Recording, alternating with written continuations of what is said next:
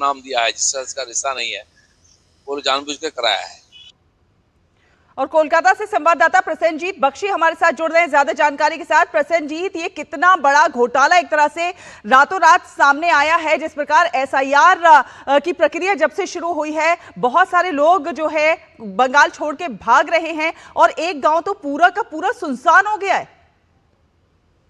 देखिए, ये एक तरह से एक तरफ तृणमूल कांग्रेस और दूसरे तरफ इलेक्शन कमीशन, ये ऐसी एक लड़ाई इलेक्शन कमीशन को लड़ना पड़ रहा है जो पूरे देश में किसी जगह पे शायद इलेक्शन कमीशन को इस तरह की चुनौती का सामना नहीं करना पड़ रहा है। एक तो ये गांव खाली का जो कहानी है यही आपको मैं बता रहा हूं, लेकिन उसके पहले ये बता दूं कि दक्षिण 24 परगना जो अभिषेक बनर्जी का राजपाट बताया जाता है, वो दक्षिण 24 परगना में बारुईपुर बोल के एक जगह है जहां पे एक बीएलओ को सस्पेंड कर दिया गया। उसको अपने कामकाज से निवृत्त कर दिया गया था किसी एक तारीख को। और दिखा जा रहा है कि उसके बाद भी जो फॉर्म कलेक्ट किया जा रहा है उस फॉर्म में उसका दस्तखत है।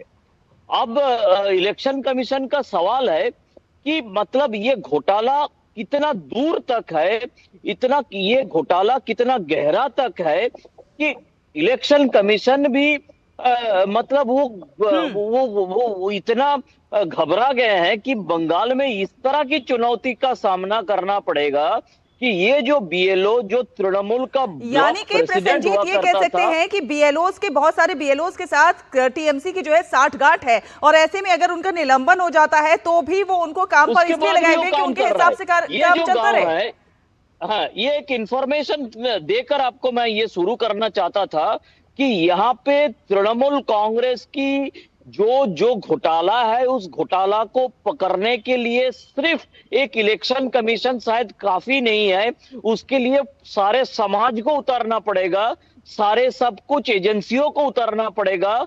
ये तृणमूल कांग्रेस ऐसे उसका जो जड़ इतना नीचे तक घुसा हुआ है।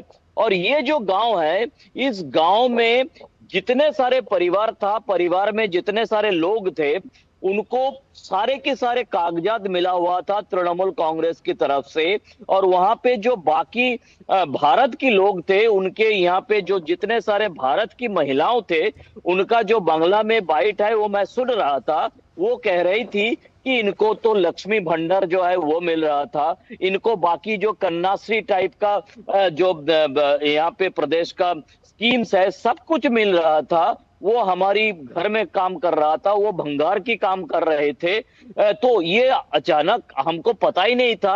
और अचानक जब एसआईआर शुरू हुआ तो देखा कि ये पूरा गांव खाली हो गया। और आप तस्वीर में देख पा रहे थे कि किस तरह से पूरा गांव खाली करके, घर खाली करके ये अचानक रातों रात कहाँ गायब हो गए, कैसे गायब हो गए। जो हाकिमपुर पोस्ट का हम स्टोरी दिखा रहे थे, हमारे साथी सौरभ वहां पे जाके ग्राउंड रिपोर्ट दिखा रहे थे, शायद उस हाकिमपुर से बांग्लादेश चले गए या किसी दूसरे जगह पे चले गए, किसी को कुछ मालूम नहीं है। शायद वो तृणमूल कांग्रेस की मदद से किसी सेफ हाउस में चले गए, हम जैसे किसी यानी कि एजेंसियों की ये स्टोरी जो है ये तमाम ये अवैध वोटर्स थे और इसका फायदा कहीं ना कहीं वो इलेक्शन में उठाने वाली थी, और ऐसे में ये भी हो सकता है कि उन्हें कहीं पर छुपा दिया गया हो। हाँ, सेफ हाउस। मैं इस तरह की आजकल ओटीटी प्लेटफॉर्म में जो जो RAW या अलग अलग नाम देकर जो जो एजेंसियों की जो ओटीटी में प्लेटफॉर्म में देखते हैं ना, हम मनोज बाजपेयी की फैमिली मैन देखते हैं तो सेफ हाउस देखते हैं। तो तृणमूल कांग्रेस की किसी सेफ हाउस में हो सकता है वो अभी छिपे हुए हैं। और हो सकता है कि चुनाव के दिन फिर बाहर निकाल के फिर कोई गलत नाम इस्तेमाल करके फिर कोई गलत दस्तावेज इस्तेमाल करके मतदान केंद्र पर पहुंच जाए। और क्या होगा, यहाँ पे तृणमूल कांग्रेस कर नहीं सकते ऐसा कुछ हो।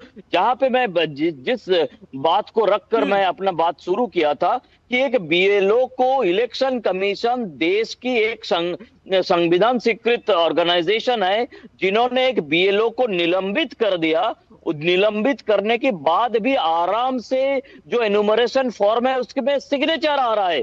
तो यहाँ पे क्या नहीं हो सकता। इसके बाद भी ममता बनर्जी है, इसके बाद भी वो चीफ मिनिस्टर है, इसके बाद भी वो देश के बारे में बड़े बड़े बात करती है, इसके बाद भी वो लोकतंत्र की बात करती है। ये जिम्मेदारी तो ममता बनर्जी की है, क्योंकि ये बीएलओ तो तृणमूल कांग्रेस की ब्लॉक प्रेसिडेंट है। इसका जिम्मेदारी कौन लेंगे?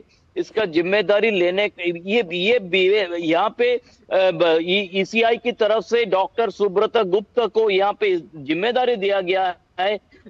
जब इलेक्शन कमीशन को आ गया कि इतने सारे घोटाला तृणमूल कांग्रेस की तरफ से किया जा रहा है, लेकिन कैसे पकड़ाया जाएगा? इलेक्शन कमीशन की तरफ से फिर एक इन्वेस्टिगेटिव एजेंसी लगाया जाएगा क्या?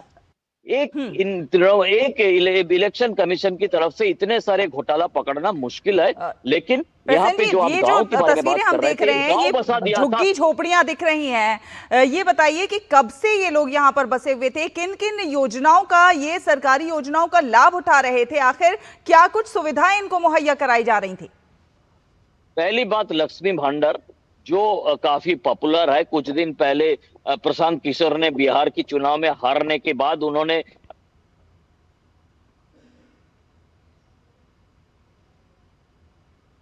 लक्ष्मी भंडार जो पॉपुलर स्कीम उन्होंने बंगाल में चालू किया था, इसी के कारण ममता बनर्जी पिछले विधानसभा और लोकसभा चुनाव में जीत गए थे। और ये लक्ष्मी भंडार में जो महिलाओं को पैसा दिया था, ये पैसा और इसी स्कीम ये गांव में महिलाओं को दिया जाता था। फिर जो विडोज है, इस विडोज को जो भाता दिया जाता था, ये विडोज भाता ये भी यहाँ पे गांव में महिलाओं को दिया जाता था। फिर यहाँ पे जो जिन लोगों को नौकरी नहीं, अनएम्प्लॉयड यूथ को जो भाता है, उस भाता भी यहाँ पे दिया जाता था। तो इस तरह से जितने सरकारी स्कीम है, हम और आप जैसे जो टैक्स पेयर है, उनकी पैसा से जितने सारे स्कीम इन लोगों को दिया जा सकता था, सबको दिया जाता था, क्योंकि इनके पास आधार कार्ड बन गया था।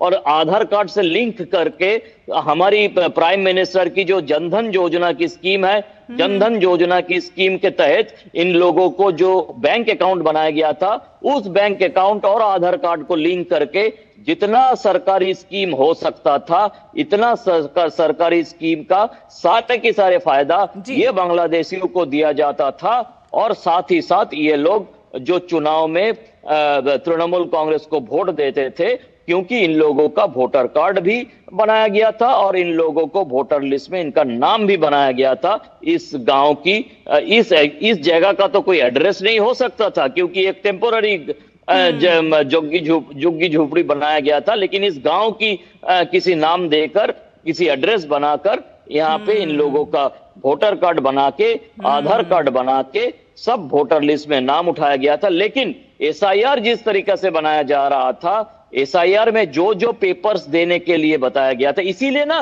बार बार ये जो तृणमूल कांग्रेस और बाकी जो जोगेंद्र यादव और बाकी लोग आधार कार्ड के ऊपर दबाव डालने की कोशिश, क्योंकि आधार कार्ड जिस तरह से बनाया गया था, आधार कार्ड अगर किसी ना किसी तरह से एक इंडिपेंडेंट डॉक्यूमेंट बन जाए, तो ये सारे जो गलत लोग हैं, ये सारे जो बांग्लादेशी है, ये सारे जो जोगेंद्र यादव की बिजनेस पार्टनर है, जो लोगों की आधार कार्ड अगर एक बार किसी न किसी तरह से सुप्रीम कोर्ट ने मान लेते या इलेक्शन कमीशन ने मान लेते, तो सिर्फ आधार कार्ड को इस्तेमाल करते हुए ये सारे रोहिंग्या से लेकर वोटर बन जाते। बिल्कुल, और इसीलिए जो 2002 और इन लोगों का आधार कार्ड के ऊपर इतना इतना दबाव था। बिल्कुल, और इसीलिए जो चुनाव आयोग ने 2002 और 2003 के वोटर लिस्ट में किसी एक रिश्तेदार का नाम कंपलसरी होने की बात कही है, वो इसीलिए है कि अगर आप इस देश के वासी हैं, इन लोगों का इतने सारे रोना धोना है कि आधार कार्ड क्यों है, आधार कार्ड क्यों नहीं है, आधार कार्ड क्यों नहीं है। क्योंकि अगर आप इस देश के वासी हैं तो कोई ना कोई रिश्तेदार तो उस वोटर लिस्ट में होगा। दादा दादी, ये बंगाल में ही हुआ है, ये बंगाल में ही हुआ है। कई सारे हजारों बूथ है जिस बूथ में एक भी रिश्तेदार का नाम 2002 में नहीं है, एक भी रिश्तेदार का नाम 2002 में नहीं है। ऐसा कई हजारों बूथ है, कोई भी 2002 से 2025 तक मरे नहीं है। ऐसा बूथ अभिषेक बनर्जी, जिनका डायमंड हार्बर मॉडल पूरे विश्व में जैसे लोग कहते हैं कि पूरे विश्व में डायमंड हार्बर मॉडल एक ऐसे सोने का मॉडल है कि वो मॉडल पूरे दुनिया में चलाना चाहिए। वहां पे ऐसे 2000 बूथ हुआ करता था, ये पोलिंग स्टेशन हुआ करता था, जहां पे 2002 से 2025 तक कोई मरे नहीं है, जहां पे 2002 से 2 की वोटर लिस्ट में किसी का नाम नहीं है। जी चलिए, तो बहुत बहुत धन्यवाद। जोगेन यादव टाइप का लोगों की मॉडल है, जोगेन यादव।